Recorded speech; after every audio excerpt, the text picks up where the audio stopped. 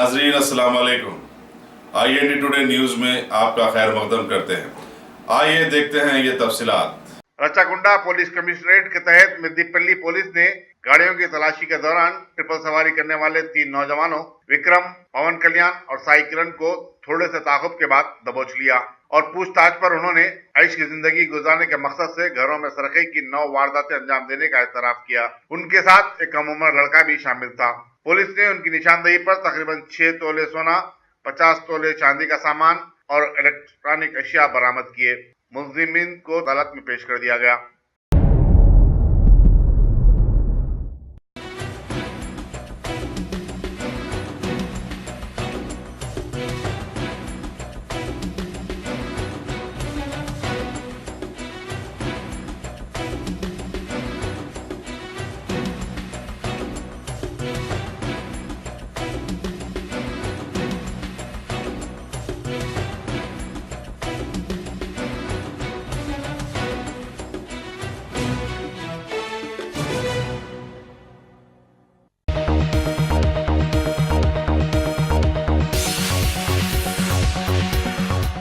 अगर आपने हमारे चैनल को सब्सक्राइब नहीं किया है तो आपको यहाँ सब्सक्राइब बटन दिख रहा है, उसे क्लिक करिए और सब्सक्राइब कीजिए और साथ ही साथ बेल आइकॉन को भी क्लिक करिएगा जिससे कि आपको ताज़ा अपडेट मिलते रहें।